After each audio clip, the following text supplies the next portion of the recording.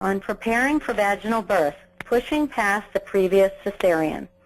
This webinar is just one of the many resources available through our Push for Your Baby campaign. My name is Linda Harmon, and I serve as Executive Director at Lamaze International. Today's discussion will be a question and answer session with two special guests about having a vaginal birth after cesarean and what women need to know. We have two experienced Lamaze certified educators with us today to lead the discussion, Desiree Andrews and Debbie Petersburg. And now I'll turn this over to Debbie and Desiree to get the conversation started. Hi, thank you, Linda. This is Debbie, and a big welcome to all of our listeners, and thank you very much for joining us tonight. I'm excited to be talking with Desiree about VBAC, or vaginal birth after cesarean. I teach to this a lot in the classes that I facilitate at the local hospital here, and the topic is also close to my heart, as it is, I'm sure, to many of you out there listening. As with me, I had a cesarean with my first birth and then a VBAC with my second baby. So VBAC is a big topic.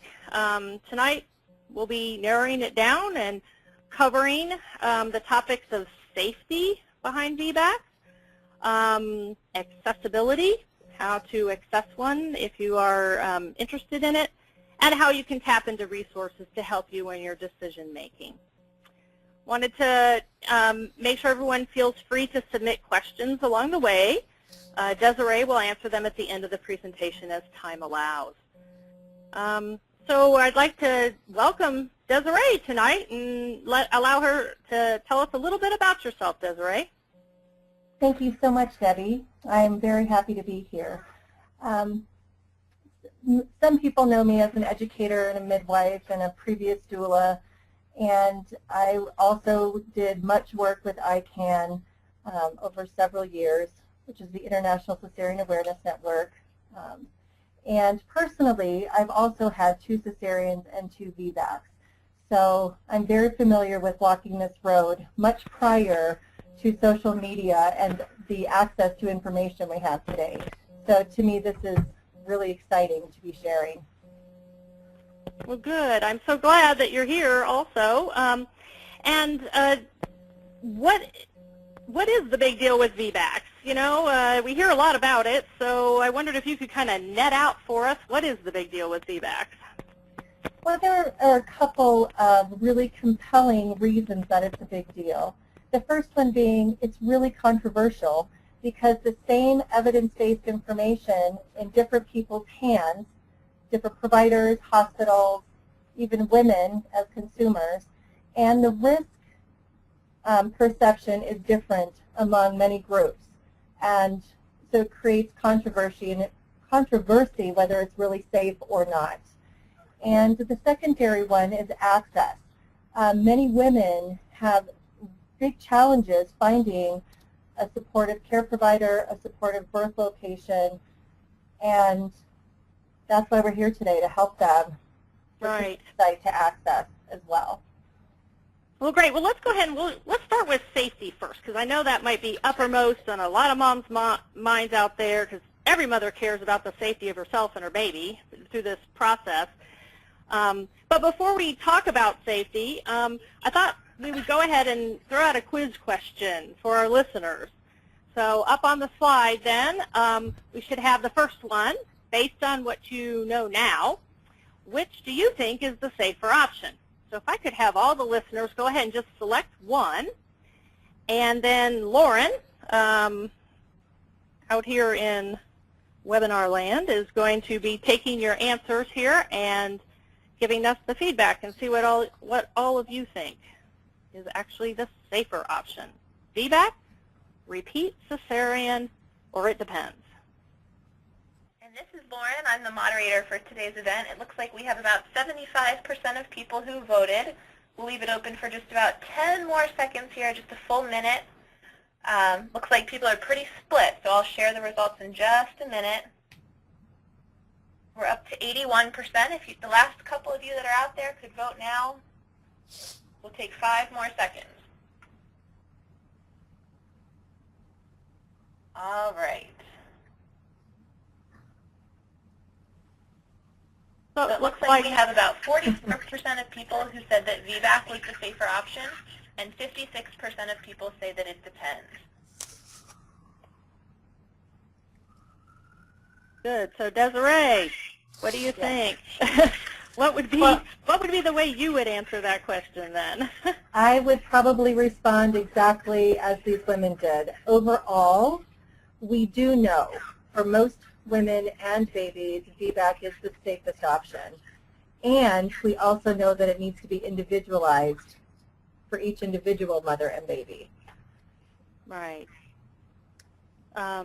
So what does ACOG, or the American Congress of Obstetricians and Gynecologists, as well as the National Institute of Health, that's kind of wordy, but we call them ACOG or NIH, say that VBAC is, how do they weigh in on this? It was fascinating to be at the NIH proceedings a few years ago, to be in that room while all this was being discussed and put together. And the overall findings are that VBAC is safe and appropriate for women with one past cesarean, and even for women who've had 2 prior cesareans, it is often safe and appropriate. ACOG and the NIH both say this. And the other part of this is that there's really no baseline criterion for deciding and judging who is and who isn't a candidate right off the bat. So, right, so almost anything goes, I guess. Yes. We're going to talk a little bit later about actual criteria for candidates, but for right now, what they're calling it is that a successful vaginal birth is safer like 100% of the time, right? So long as you have a successful vaginal birth. Absolutely, and that really lowers risks and has many benefits that we're going to discuss here. So what are the benefits then around VBAC? VBAC is protective. A woman who has a vaginal birth protects her future pregnancies and future deliveries, as well as she has risk reduction from cumulative cesareans. I mean, it keeps adding up with each cesarean, in which each vaginal birth, it lowers risk. She has generally an easier recovery. She can care for her other children. There's an easier start to breastfeeding as well as bonding. And one of the most important things is short-term risk of cesarean is avoided. Excess bleeding, infection, injury to organs, and she has a lower maternal mortality rate, which is far the most important aspect here, in my mind, is that we have better option at living when we have vaginal deliveries. Right, so how about all those numbers? We always hear all these scary numbers about, what are the percentages? And when you talk about uterine rupture, that big word, so you want to talk to what are the real facts here? What is the risk of uterine rupture then for VBAC? A spontaneous vaginal delivery, so an unaugmented, non-induced VBAC is the safest. But we see that's under 1 in 100, less than 1% of women will have a uterine rupture. But included in rupture, I do want to clarify, it's not simply what we would consider a catastrophic rupture where the whole scar opens up. It's when there's when it opens up in one small area is also considered a rupture. That's called a dehiscence. And so all of these numbers are included in this under 1%. And so we have to look at that as well. They're all lumped together. So it's tough to get a super clear picture on the really extreme version of uterine rupture, which is quite rare. The actual rupture rather than just the dehiscence, which the doctors lump all together when they're charting, right? And that's where that statistic comes from. Yeah.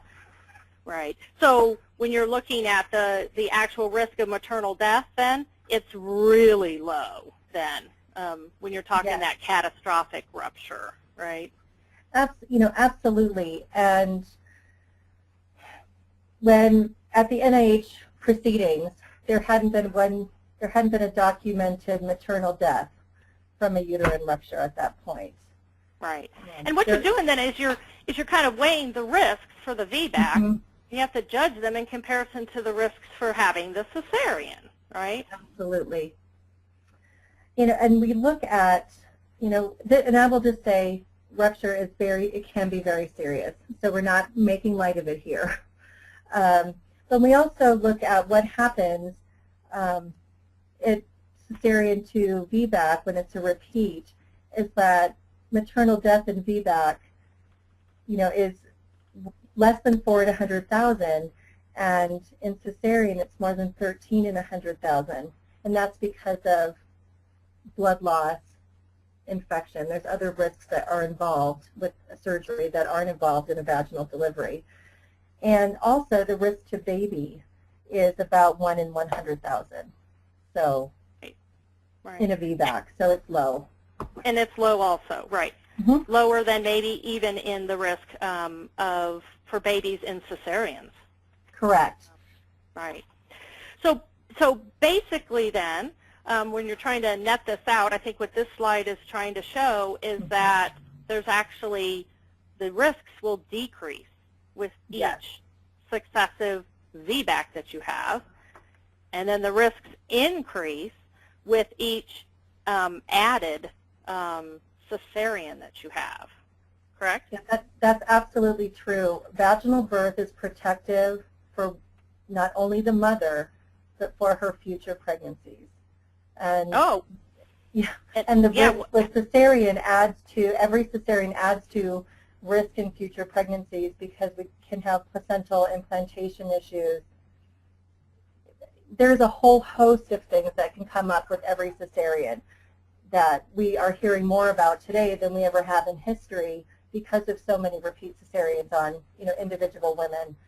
So, and placental abruption, you're looking at a whole lot, excess bleeding, hysterectomy. There's a lot of things down the line that can happen. Right. But of course, keeping in mind that cesarean itself can be life-saving too. So, again, it's just weighing those risks and benefits and coming up with a plan with your health caregiver. So, which I know we're going to go into a little bit more here too. And I think that one of the really good, I just want to mention a really good resource as we go along here that is available to moms is checking out that A Woman's Guide to VBAC on the Giving Birth with Confidence website. So I think it's up on the screen, so hopefully the moms can take note of that. And that actually deals with some of these weighing of the risks and the benefits then between going for the VBAC or having the repeat cesarean.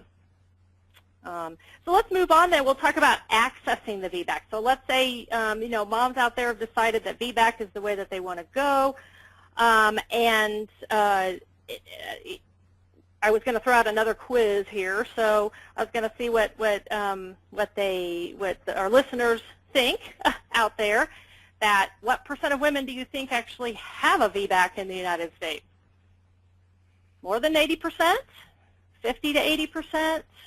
30 to 50%? 10 to 30%? Or less than 10%? You get a lot of choices there. It looks like our audience is a little less sure this time. We've only got about 50 people responding, and the results are all over the board. So we'll give... And read the question carefully. It's asking what percentage of women do you think have the VBAC? So go all the way and actually birth their baby vaginally. That's kind of a hint. Not want one, but actually end up with one. We have about 75% of people voting. We'll take just 10 more seconds here and see if we can get up to 100.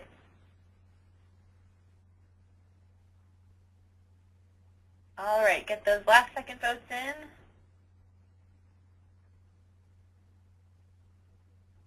And it looks like we have 2% of people who said more than 80%, 3% of people said 50 to 80%, 22% of people said 30 to 50, 30% said 10 to 30, and then the most, 43%, said less than 10%. What do you think, Desiree? Those who said less than 10% are correct. Our last known number percentage for VBACs, so out of 100 women who could go for a VBAC, less than 10, like 9%, almost 10% had a vaginal birth after cesarean. Wow, and I think I've heard sometimes in classes and things you hear about how VBAC is 75% successful, but what they're trying to say is, 75% of the women who've had a prior cesarean are allowed to try maybe for a VBAC, but it ends up only 9% end up having one.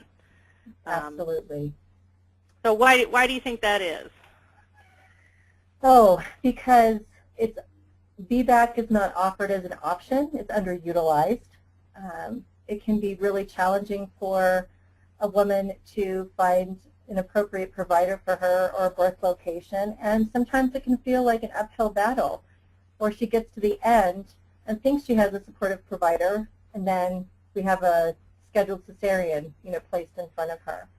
So it's not because women have excess health risks generally, it's because they're not being offered and followed through with. Right. So so the root of the access problem is, the root of the problem when you're looking at access then is really just finding that supportive care provider, right?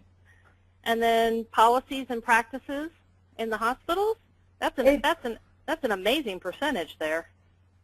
It's about a third of hospitals in the U.S. that provide maternity, they have policies against VBACs, whether it's a written or it's a de facto ban. And this is a huge issue because care providers who might offer VBAC to their patients may not be able to because of the hospital that they work at. Wow. So that's, it's a big stumbling block, absolutely. And only about 10% of all hospitals that provide maternity care in the U.S. are really, truly supportive of VBAC mothers and how they have their protocols and practices. Wow. What cues do you look for a supportive hospital then? Well, if you're looking for a provider or a birth location that's going to be supportive, they will still allow for freedom of movement. They support doulas. They want you to have education, going to take your Lamaze classes. They try to avoid induction with VBAC mothers. And with providers, we have to look at things like, are they giving many rules for you having your baby, such as, oh, if you go into labor before 40 weeks, if this happens at this rate of time, if you only push for 1 hour, and then there's a lot of rules. You have to have continuous monitoring. You have to have an epidural placed, even if there's no medication in it, in case of a cesarean. So you have to really listen to the answers to the questions that are being asked to make sure that you're filtering properly. And I always suggest re-interviewing your birth location and your care provider to make sure that you're really on the same page. Right, right. Actually asking some of these tough questions then. So what you're saying is these arbitrary time constraints that they're putting on moms may not even be necessary. Is that what you're saying? I was just making sure I clarified that you were saying that those are some of the red flags, in other words, right? Absolutely, they are. And some of the time constraints could be how long is active labor to pushing. You can only be out of bed this, so many minutes in an hour. You can only push for this long. And those are things to really ask, as well as, do I have to go into labor spontaneously by 40 weeks? I mean, we know most women, no matter if they've had a cesarean or not prior, do not go into labor prior to 40 weeks. Most women go from 40 weeks to 41.5 weeks is when most women spontaneously go into labor. So are they having an artificially shorter pregnancy time frame to work with? And those are definitely things that need to be asked. Well, then if VBAC is a reasonable choice, then why are women having such a hard time accessing it then? Oh, it's such a multi-fold response here. Really, at the top of it is care providers fearing bad outcomes. They're fearing risk and they're fearing being sued. And there's peer pressure, not only from their colleagues, but from the location in which they practice. And we also have to look at, and I've had personal experience and professional experience with providers who said, well, I had a bad outcome and now I'm terrified. And I said, but if you don't provide VBACs for these women who come to you and they like you and don't want to switch providers, even if you refer out to someone, you're likely needlessly providing them with surgery, which puts them at risk in the future. And okay, let's think about that. So if they have an outcome, a bad outcome, they're scared. And so I understand that. The other part of it is, again, liability concerns, trying to meet all the guidelines that their birth location that they work out of has for them, as well as anything that's state mandated. There's also some incentives for cesarean that exist for non-VBAC moms. It's easier for doctors to plan and arrange staffing and anesthesia. So there's more balance in their work life, and time matters when you have busy practices.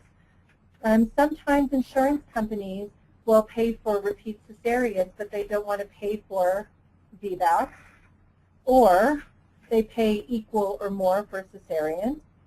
And then you also have to look at, there is some more involvement in how many days in the hospital and more intensive care after. So it's, there's some very real challenges out there for everybody involved. Yeah, and so what tripped mom up to having the original cesarean is sometimes what trips mom up to having the repeat cesarean, right? Absolutely.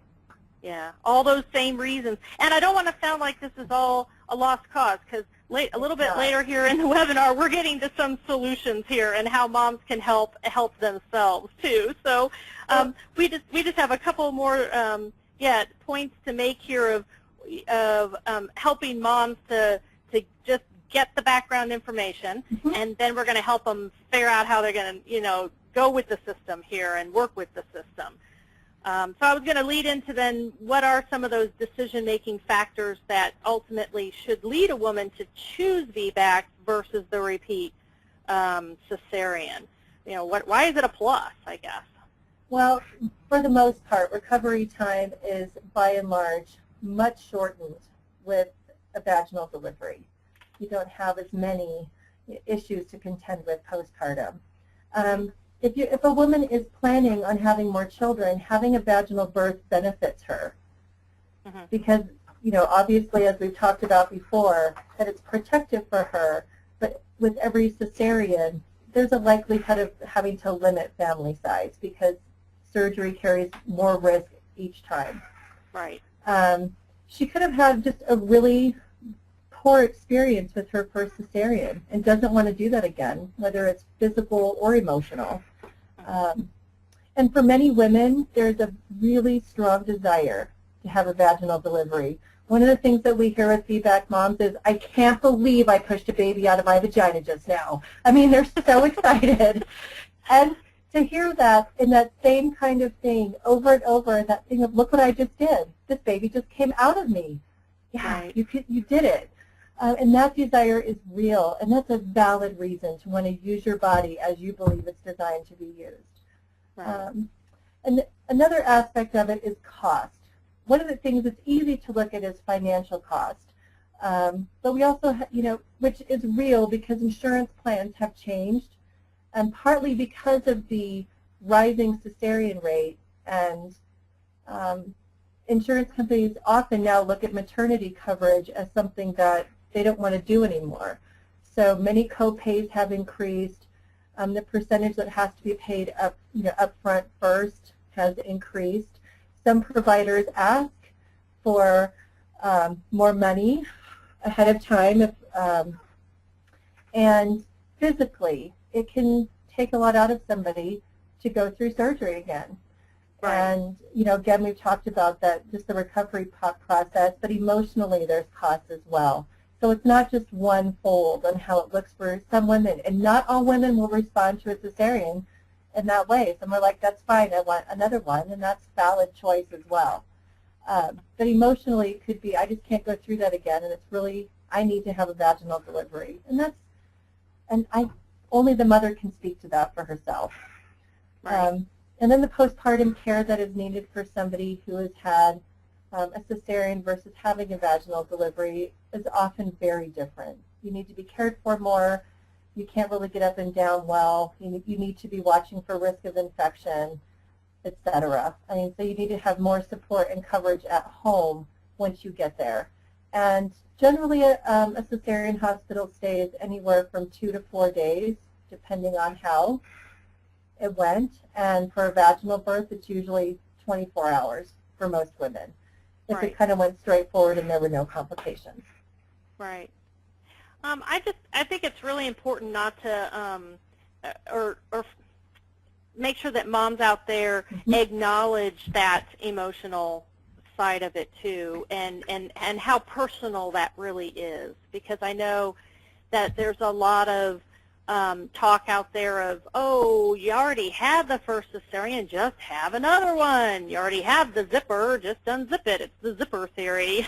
And I know I've heard it a lot, but there is something to be said for the mom who needs to have that vaginal birth for a sense of healing, a sense of wholeness, a sense of, like you said, wanting to use your body the way it was designed to, especially if the first cesarean felt like a failure, or that your body failed you.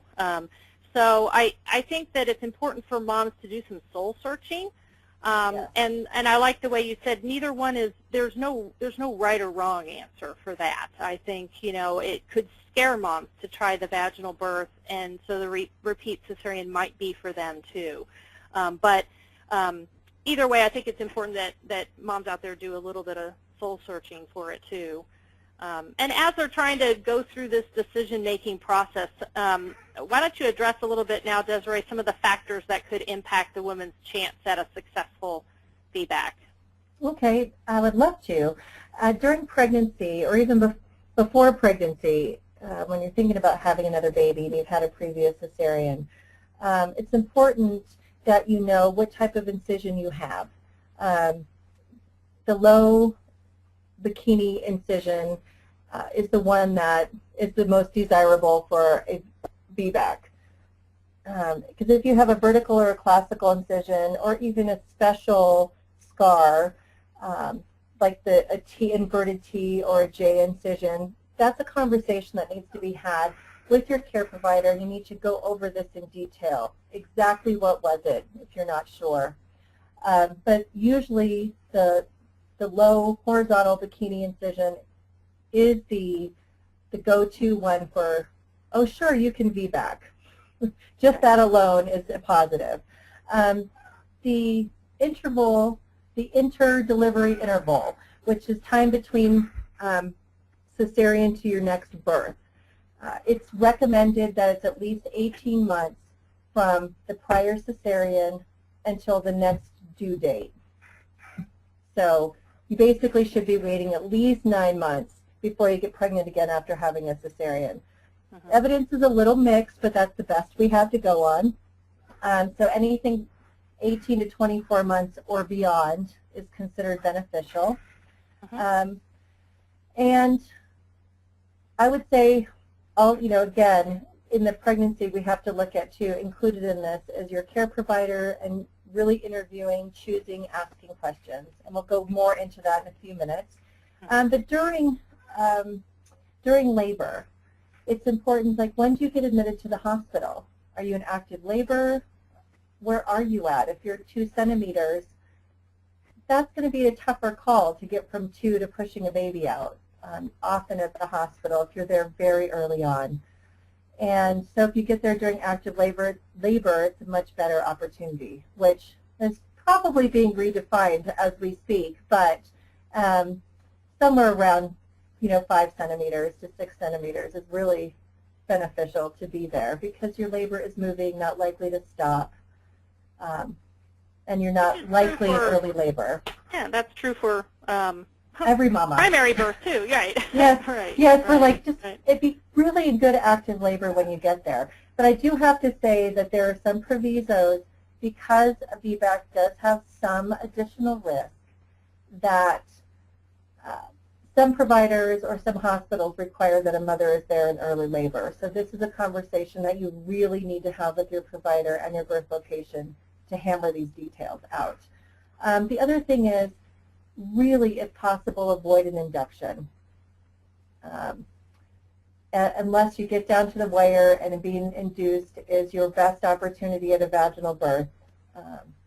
There's a variety of ways you can go about induction that are a little better than others if needed. And if you have questions about that, we can talk about that at the end. And making sure that you maybe take another class prior. I know I'm skipping back a second, but making sure you get into a good Lamaze class again, just to be re-educated, but also hire a doula, and having a trained doula present, can really lower your risk at a repeat cesarean and ups your opportunity at having a vaginal birth. Good. That's really good hints and tips there. Thank you. And we can even take it one step further now and sort of summarize for our listeners. So if they're deciding on a VBAC, how to ensure that they have the support they need, what would be some of the highlights then? I know we've talked about it, but let's put it into some action statements here. What can they actually do to start getting the support that they need? Ask really direct questions to your care provider. I know I've said a few times about re-interviewing your provider. And ask directly, really, how do you view VBAC? How many VBACs do you do? Or how many are successful in your practice? How many are repeat cesareans? How many do you induce? What do you really, really see for me? And you ask those direct questions and you listen to the answers specifically. And if you hear some of those red flags, like you can have a trial of labor. Again, if you have, if you're dilating by 38 weeks, if you go into labor by 40 weeks, if you're starting to hear some of those red flags, you need to actually listen to your provider and understand that your provider is telling you the truth from their perspective. And so it's okay to research and switch and find another provider. Don't be afraid to advocate for yourself and your baby. What words are you listening for them to say then, rather than the time constraints? What kind of verbiage do you think they should be listening for? If they have say, anywhere from a 68 to plus VBAC success rate among their VBAC mothers, that's good. If they have a low induction rate, for their VBAC mothers. If they're saying, I love VBAC mamas, this is one of my favorite things to do. If they're excited about you being a VBAC, that's a good sign. Good.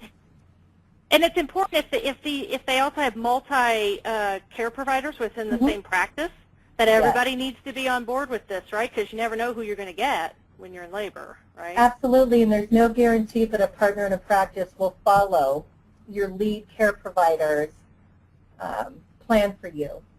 So it is really important that you know who they are and that you discuss it with them and say, if you're the one on call, you're going to follow this, correct? And you create that. I mean, you make sure that it's going to happen. And because if you don't speak up for yourself, no one's going to. Your voice really, really matters in this process. Right.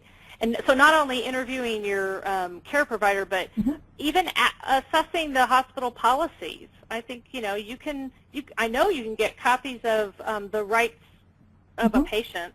So at least at least knowing you have the right to be part of this decision-making process, right?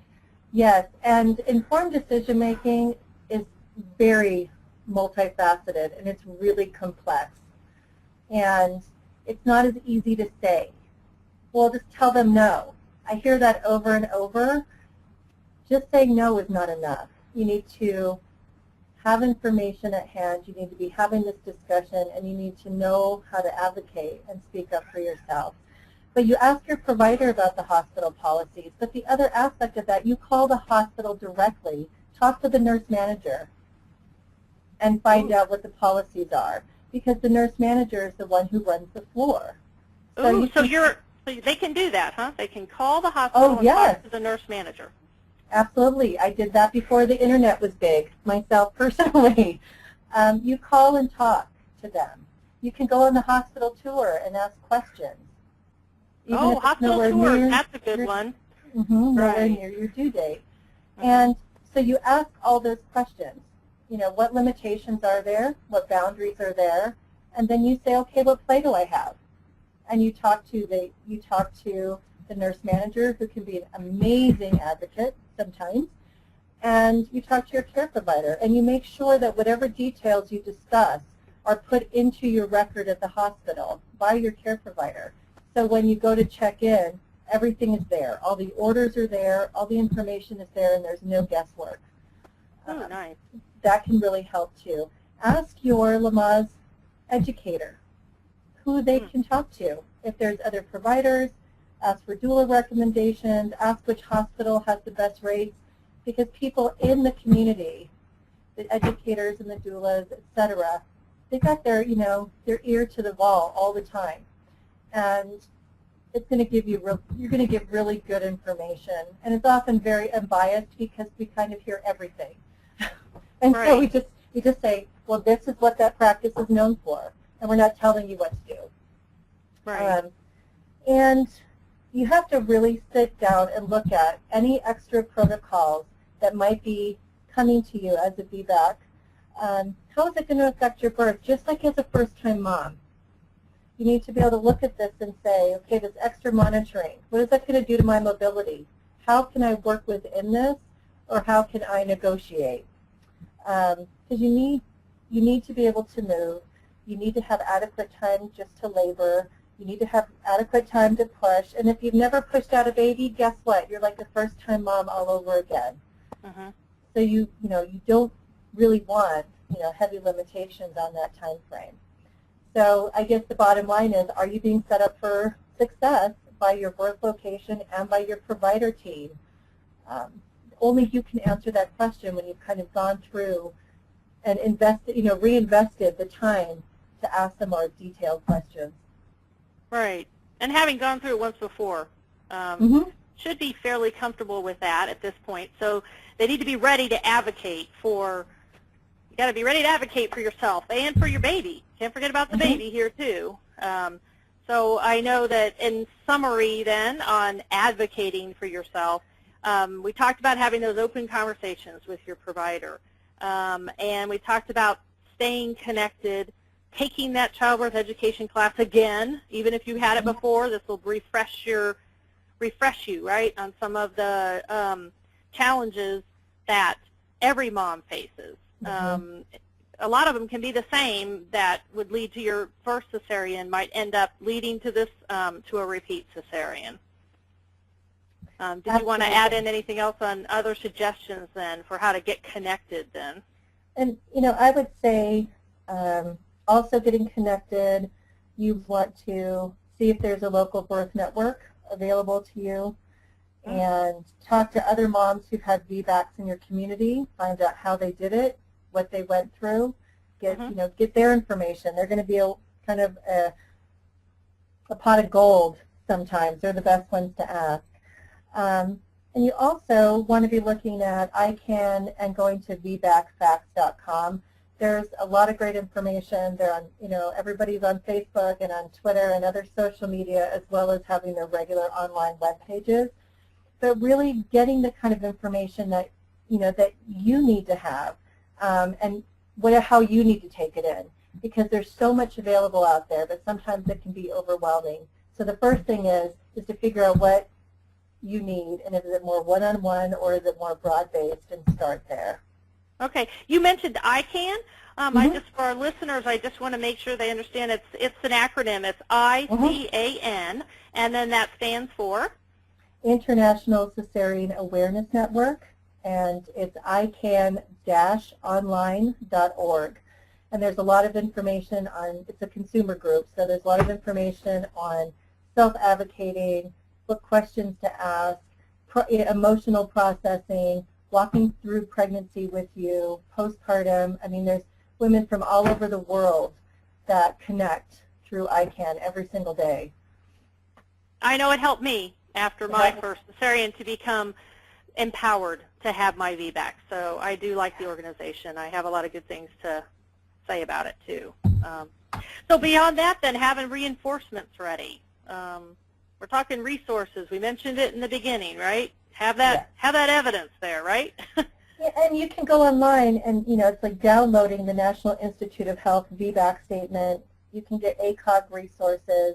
And the other thing to remember here, if your provider is giving you information, like saying things to you during appointments, ask them for the supporting documentation, because you want to make sure that that you guys are reading the same things.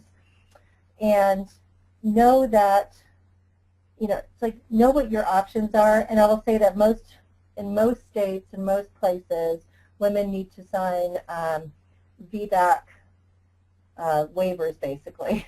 So your provider will go over that with you. And if there's information on there you're not sure about, ask them for the providing documentation that goes with that.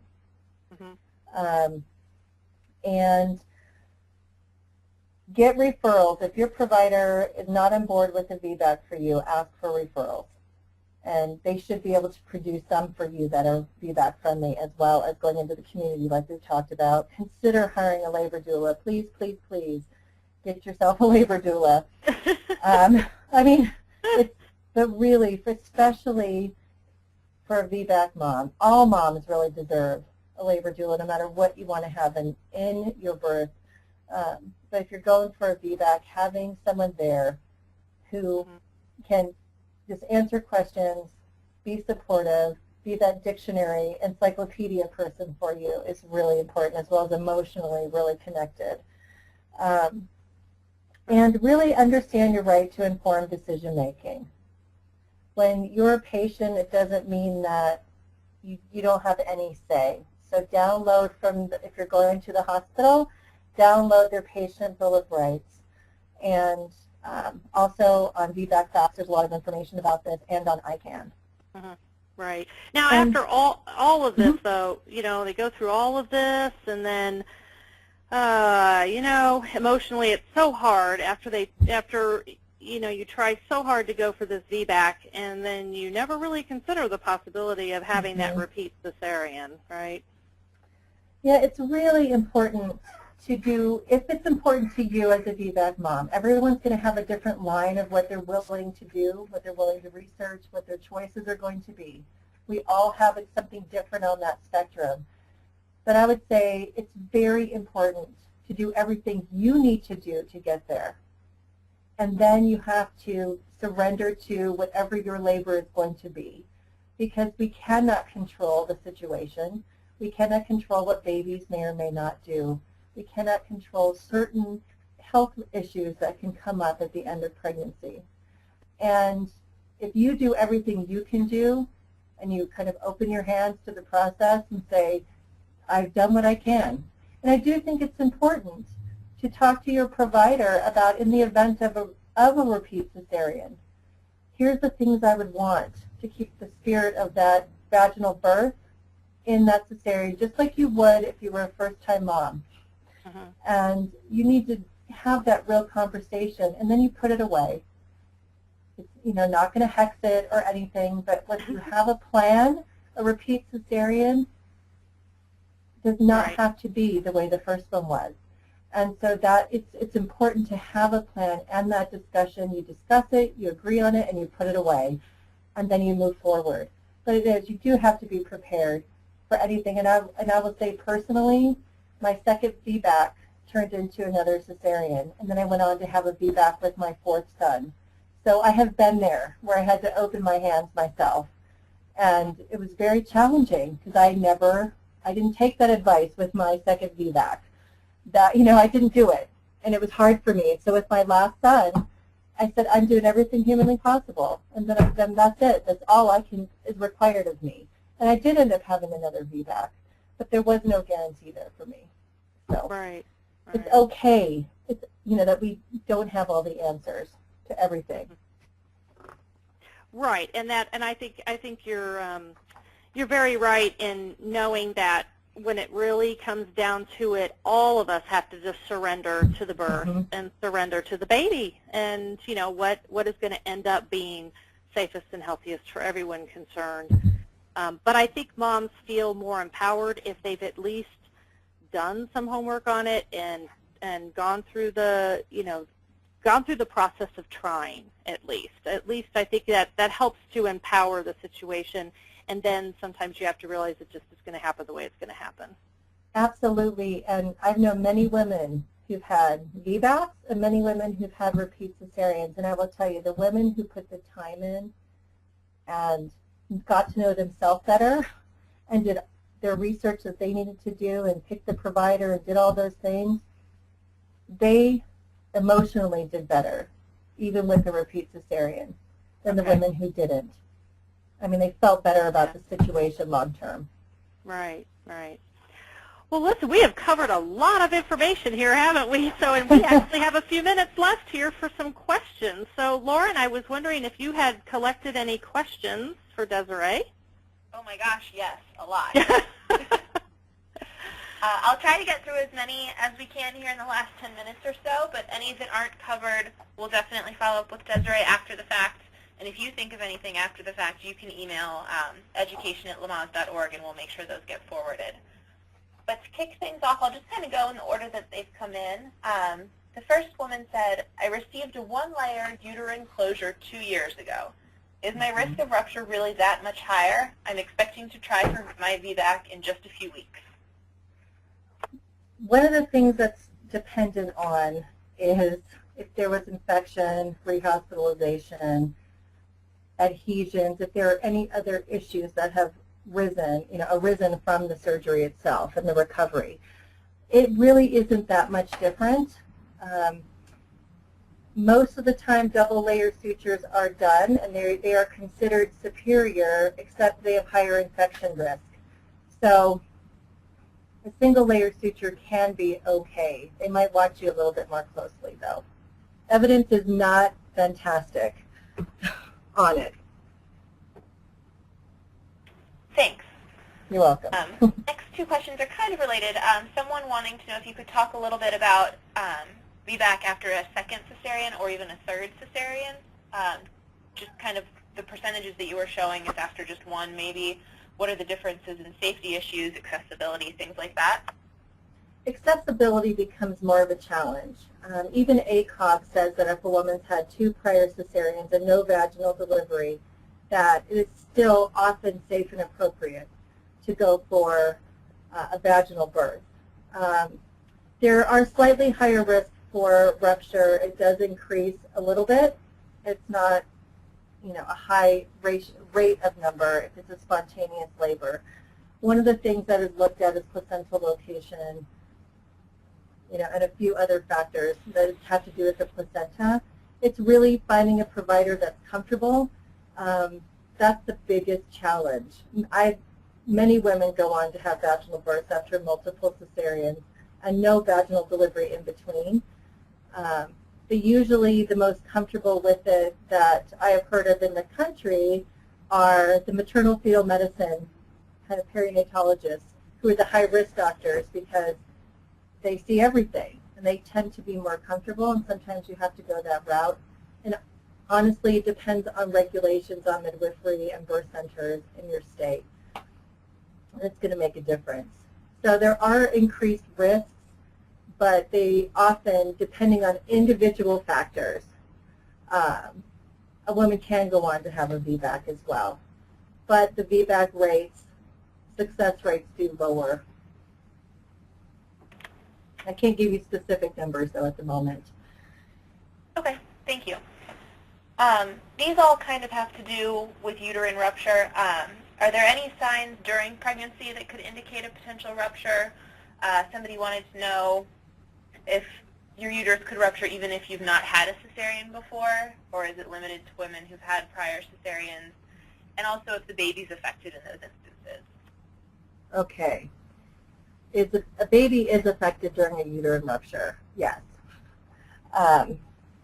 What of the risks are baby not getting enough oxygen because mom is bleeding internally. Usually with the uterine rupture, there's going to be pain. And it's a pain that doesn't go away, and you know something is wrong. Women have said that they can feel it through a heavy epidural even, like they know something is going on. So that's why we say listen to the mamas, because they know their body. Even if everything else seems okay, we need to listen to you. And there can be uterine ruptures even in pregnancy. They're very rare, but they can happen. And again, there would be pain. Fetal movement might change. There'd be other issues. Sometimes there's bleeding, sometimes there's not. It depends on station of baby. And I'm trying to think of what else I might answer in that. Can other things cause uterine rupture? Certain induction agents can, even if you've never had a cesarean. Other uterine surgeries put a mom at risk, as well.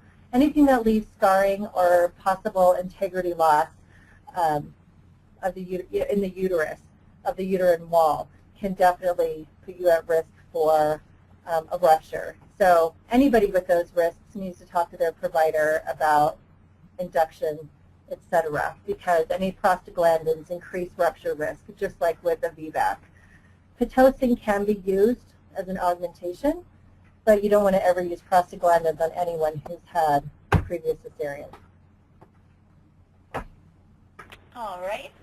The next question, how can a mother attempting VBAC feel confident staying home while laboring and or trying to avoid any interventions a hospital would recommend, but not be scared or fear something, quote unquote, going wrong? That is highly individual, and it depends on the team you have put in place, on your own personal confidence in your body, on how your partner, husband, family, whoever's supporting you in your labor, what their perceptions are as well. And what has your provider, said to you about laboring at home? You really need to watch your body, listen to it. Does it feel okay? Contractions feel a certain way. And if something feels off, then you need to acknowledge that. You need to listen to your body. Of the women I've talked to, which has been many who've had issues in VBAC, they say that they knew something was going on, like they had that sense or they had pain. I'd say pay attention to your body. Watch for any signs of bleeding, that pain that doesn't make sense to you. How is your baby moving? Watch for all those things, just like we would watch for in any labor at home. But you need to pay attention to how your body's feeling. One of the things that happens with VBAC moms sometimes is they feel tension around their scar, but it's the pulling on the external scar. Not necessarily the internal scar that they're feeling. So how can you feel confident? Labor doula is there to support you, but they're not a fix for that. You're the one who really needs to be listening to your body. And if something feels wrong, you go in, and you have to talk to your provider about what that timing looks like. Additional monitoring can be wise in a VBAC labor. And I think for any labor, it's important that if you hire a care provider and you have a birth location, no matter where it's at, that you have access to being able to listen to your baby and to know what's going on.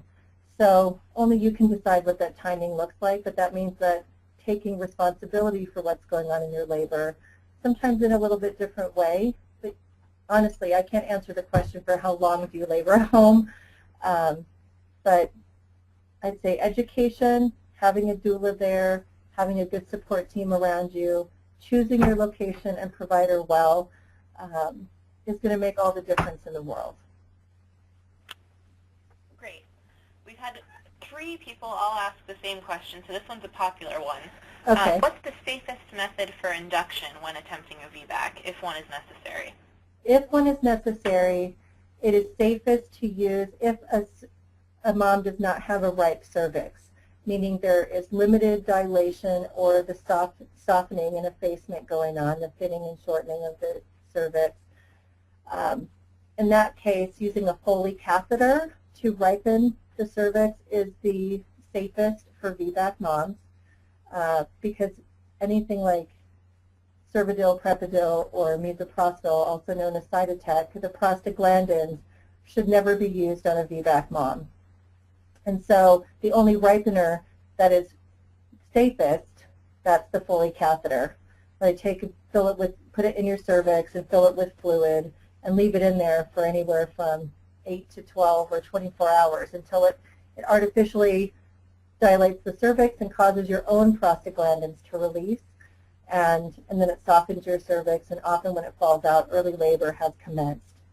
And then from there, very judicious use of Pitocin or oxytocin, depending on where you live, or Syntocin, it'll be called. And it varies from provider to provider how they would do it and what the protocol is. But a good general rule of thumb is low and slow, and to help work with your body a little more naturally, just like any induction that you might need, whether you're a VBAC or not. And depending on why you may have had your previous cesarean, keeping your waters intact could be a really good plan for you as well, unless they need to do internal monitoring for some reason of baby. All right. I'm just going to take two more here looking at the clock, but we have had a couple come in the last minute that I won't be able to get to. One person wants to know, back when you were talking about interviewing your care providers and asking all of your questions, when you're interviewing, is it a phone call? Do you make a non-paid appointment? Like, how do you go about kind of instigating that conversation? I would call to make, you'd want to make an appointment and see them in person. Most providers are not going to talk to you on the phone because they're just too busy. I mean, that's the truth of it.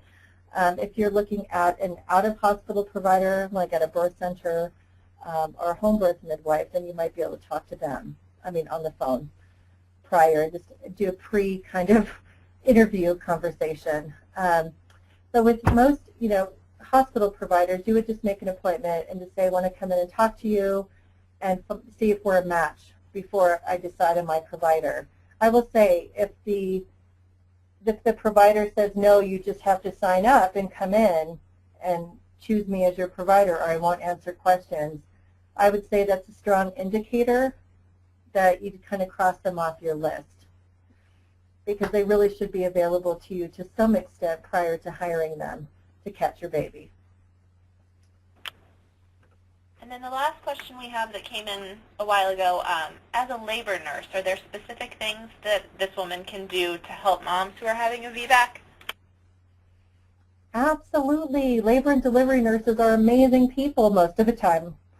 And I really think just speaking words of affirmation to a mom who's a VBAC, and if you know by her records that, say, quote, she got stuck at 7 centimeters last time before going to a cesarean, don't ever tell her she's 7 when you check her. She's a stretchy 6 or she's a tight 8, but you just kind of avoid wherever she got stuck last time and help her through that process. I would say use very, just again, affirming language, pay attention to what she needs, and sometimes she'll need an extra hand to hold. And just to know that it's okay that it matters to this mom a lot to have a vaginal birth, and to be supportive of that, even if you think anything else about it that you might think, that really is kind of receiving her in a way that lets her know that you're a safe person for her is important. And in the event of a repeat cesarean, that you really help in any way, for her to have access to her baby faster, to get breastfeeding initiated quickly and even in recovery if possible, to really help her have, a much more cohesive experience. Well, thank you. There are a couple more questions, but we are right up at 8 o'clock here, so I know you guys had a couple of wrap-up slides to get through. Yes, thank you, Lauren, and thank you, Desiree, for fielding some of those questions. And I think Lauren mentioned that other questions can be addressed. Desiree and Lamaze will figure out a way to answer the rest of the questions that had come in, I guess. So in summary, just wanted to make sure everyone realize that the best approach to VBAC is an honest approach. There are risks with either route of delivery. Evidence does support VBAC as a reasonable choice, however, and if you decide on the VBAC, just be prepared to advocate for yourself and your baby. We wanted to thank everyone for listening. The additional resources have been put up on your screen. Guide you especially to the Giving Birth with Confidence website to learn more about VBAC. There's an actual document up there on how to advocate, negotiate for a VBAC, and Lamaze, of course, and Push for Your Baby. And I think we have some websites that we were going to put up too, maybe some URLs in the next slide too. But in the meantime, thank you so much, Desiree. It's been a great pleasure talking with you tonight. I hope you had fun too. I had a great time. Thank you so much, Debbie, and I appreciate the opportunity. And I would just like to say, if you have additional questions, just send them to education@lamaze.org, and they will get forwarded on to me to answer for you. And just happy VBACing. Great. Thank you, everyone. Good night.